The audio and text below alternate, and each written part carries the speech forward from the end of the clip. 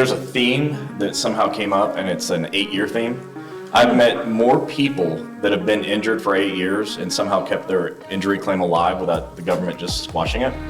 And it was denied for all that time.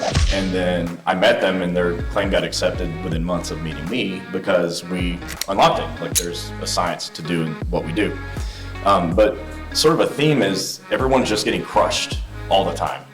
VA nurses are getting crushed all the time. There's a lady that backed a cart into an elevator that wasn't there, but the door was open. Like, how far down do you have to fall and still be able to live? She lived. Oh my God. Hey, what's going on? Welcome to a brand new episode of today's podcast. And today we have two very special guests. And we're going to be talking about some issues in our world that oftentimes get overlooked. We have with us Chris and Sorogini from Federal Injury Centers. Yeah. And you guys help federal employees. Yes, We do. When the mailman gets hurt, we fix it.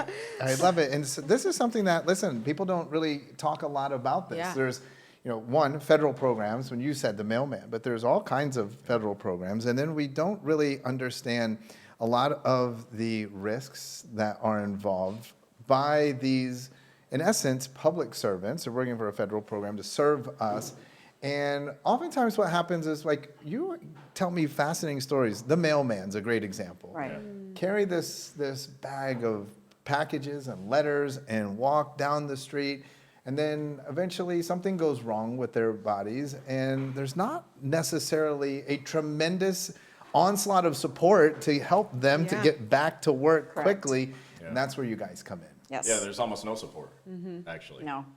And I could understand that if it's IRS agents. Some of them, yeah. But mailmen, those guys are awesome. my joke is we help everybody but the IRS. And if you're listening, I didn't mean that. Just kidding. We love you so We much. love you, all of We love us. you so much. Sean, we love them. We love that. Thank So you. why do you think that is? Yeah. Why is it that it's so difficult for us to care for those that are serving us the most? Well, I think the number one reason they can't get help is doctors don't know how to get paid. And if doctors don't get paid, they do something else. And this is the ultimate do something else thing, because it's the one payer insurances that's not like anything else. And so what we found out is that if we just do all of the back end stuff that the docs don't know how to do, then they get paid at 100% pace. And next thing you know, their favorite thing to do in the world is to help injured federal employees. Yeah. Yeah. Keeping them on, So smart. keeping them at work and serving. Well, it's interesting too, because you're right that we've been in healthcare for a really long time, and there's so much resistance to just work comp in general, right? Correct, yeah. And then add in the federal employee program. I'm sure there's a lot of resistance there. So what possessed the two of you to decide that you wanted to take this on so that they got the care and support they deserve? What possessed you? Yeah, what possessed? I think it's my nursing background, dealing with them, with their pains. I mean, we all age, we all go through things, and like the mailman, like he was saying, they walk 10 to 20 miles a day for 25 years with 70 pounds in their satchel. Right, And it's crazy. what happens to their shoulder, going in and out of a mailbox? What happens to their knees and their feet? So for me, I took a liking to it when he asked me to come on, because I care about them. And now that we're in it, we see that people with them, standing with them within their unions, they don't care that much. And we need to help them, because we've seen everything from and heard about suicide. They go homeless, they go bankrupt, they're in financial disaster, and that's not what we want because people they to can't be. get help. Because they can't get the help from the doctors, and then they lose their pay when none of this works out. Well, me personally, I got into it because by accident, actually. I wrote a book called Breaking OWCP. I wrote like 4 books. They all have the same title. It's super unoriginal. But it's volume 1, 2, 3, and 4. But it stems from what happened to me in Texas. I'm from Texas. I ran the largest Texas workers' comp clinic in the universe. And we did it so well that the state legislature legislated us out. Like overnight, we were just gone. And it was go out of business or do something else. And I said, well, what's this federal workers' comp thing? And so just out of necessity, I learned how to do it. And then I realized, well, nobody else wants it. And by default, I'm probably the best in the world at it. And so that's why I do it, because I can and somebody has to. And, but finding her was really amazing because I was talking to like 12 people at a time. And she said, well, gosh, you're going to these really small meetings and you're marketing in such a small way. And you call yourself a marketer. And so, but what happened That's is in now, volume 3. right. But instead of talking to rooms of 10 people, there are 200 people. Yeah. You know, and instead of talking one-on-one, she found this thing called Facebook Live, and now we talk to thousands of people a week. Federal workers from all around the country tune Everywhere. in Yeah, Yes. because they know that you are their advocate. right, yeah. And then it's like a community of people just kind of sharing with one another and coming to me for the help, and if they have a problem tonight, they don't have it tomorrow. Right. What's so interesting about this is I love to get and inspire people to be more interested. Yeah. And there's so much opportunity when we have a good purpose that will, of course, overcome the pain that's always involved in doing something new, especially if it's with the federal government. Right. But it's interesting because I thought immediately with my business mind, I'm like, oh, they're going to the federal government and putting together a business plan that says if we get these people back to work, the Right. government makes money. Yeah. Which is pretty much maybe the antithesis of how federal government works. Right, right, yeah. And so I was like, gosh, that must have been a hard sell. I'm going to ask Chris and Jeannie about articulating the quantitative value to the federal government of the lifespan and productivity of an employee. And so I was really pleasantly surprised when you said, no, it's about getting the doctors paid, which is an alternative example of being more interested than interesting. And although a lot of people, when you got kicked out of Texas, would have taken the closed-minded approach that I gave everything to this state and to our government, and this is the way I'm being punished. It's the more I have given, the more I have the more I'm given. And so your perspective is, okay, I've been given this expertise, right? That's the value. Now, how do I apply my expertise and no coincidence who you meet? Sure. And then how does she apply her expertise in order to effectuate what other people can't do, because they're, even if they're enlightened and aware of what they're given, they're thinking like the average business person, I'm going to have to articulate a quantitative value to a resistant purchaser, the government, instead of, hey, let's get the guys paid and then it'll take care of itself. Right. Right, and it wasn't punishment. You know, Right. in the beginning, it felt that way. But it was maybe the biggest gift I was ever given. That's the point. Yeah. Exactly. But not everybody sees it. And I always say my greatest punishments, as long as my purpose is greater than the pain, become the greatest gifts, because that's actually what I'm being given as an indicator Right. that there's a better place, a better position, a better way, a better situation to do it. Well, you talk a lot about the ripple effect and having a community of people that can help you. Then you come along, you can help these doctors, and then they in turn have that ripple effect down Yep. into the federal employees, which then in turn actually affects every single one of us, right? Right. Because we are then better off because we are better served. And you know, IRS agents notwithstanding, you have the mailmen, but you also have like TSA Yes. agents. Yes. There's a lot of like parts of this that we kind of take for granted, right? That we're just like, well, that's just, you know, they're just there. They do their job. You have a lot of people that are working in elements of the federal programs that are protecting our well-being on a regular basis. And that's real interesting. Tell me a little bit about some of the stories from people in the federal system that through the ripple effect, so it wasn't like you provided some sort of a treatment to them, but through the ripple effect that their lives were radically changed, and hence, ultimately, all of our lives were radically affected. Yeah, I can think of lots of stories, individual people. There's a theme that somehow came up, and it's an 8-year theme.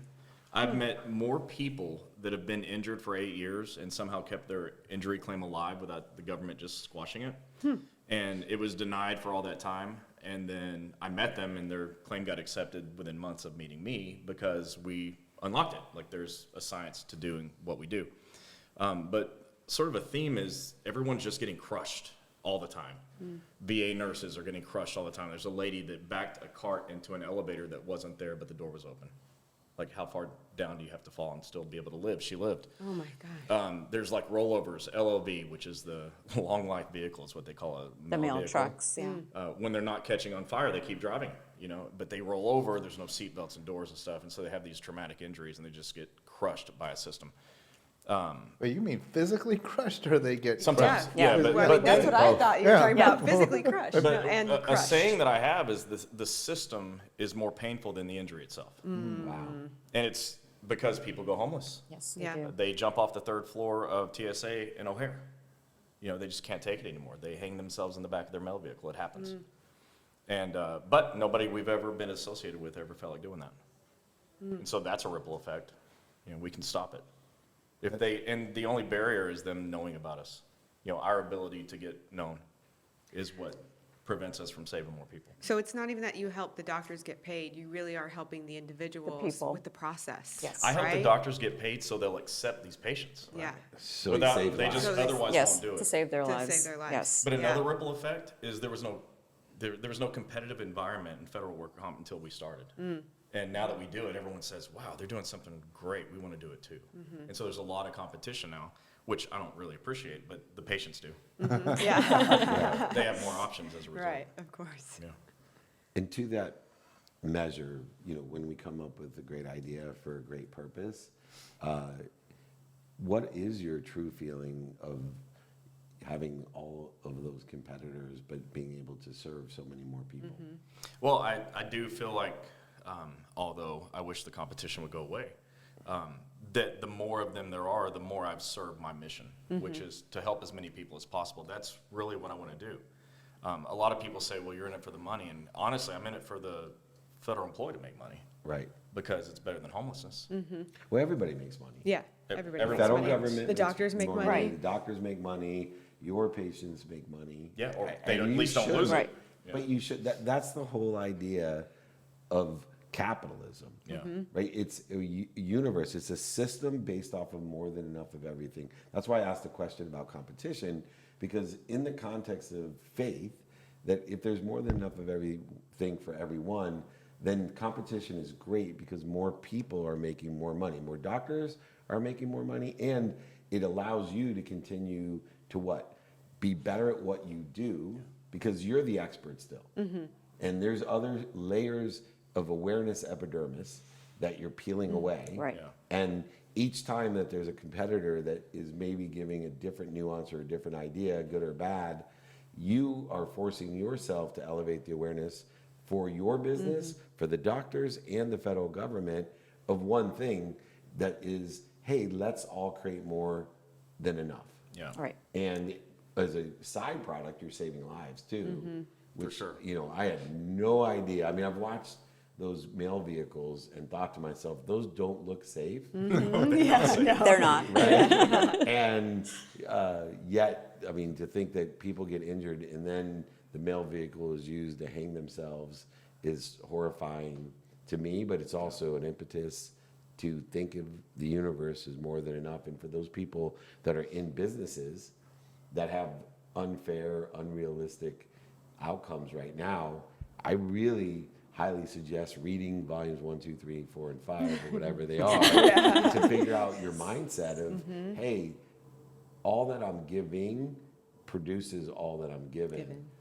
I have an accountability of finding the lessons from responsibility, attraction, and perception. How do I learn the lesson of the infinite? Right. Yeah. And find that, because it doesn't happen on its own. It doesn't. So the model is super simple. We need more federal employees to know about the work that you guys are doing. And in that same ripple effect, everybody that might hear this message comes in contact with a On the federal daily. employee. Almost on the daily, Right. if not Well, on the everybody's got a daily. Everybody's person got a who delivers mail to mailman. their house. Yeah, Right. mailman. Everyone. Yes. Right. So how can people get in touch with you guys to spread this message? So they can go to federalinjurycenters.com. It's Federal Injury Centers with an S on the end. If you leave the S off, it goes who knows where. They'll go to And- Travis Matthew. Without the S. Without the S. And on all social media platforms, you can find us at Jeannie's Brilliant Idea, Wednesday night OWCP chats with Chris and Jeannie. There used to be one with Derek. That was a cheap knockoff, and it's gone now. Poor Derek. And if you find, Derek. yeah, exactly. I never liked him anyway. Yeah, poor Derek. And what was your lesson that you learned today? Well, be more interested than interesting, and the more we give, the more we're given. And I just see so many people pass up opportunities, options, and touches of favor because they see it as punishment.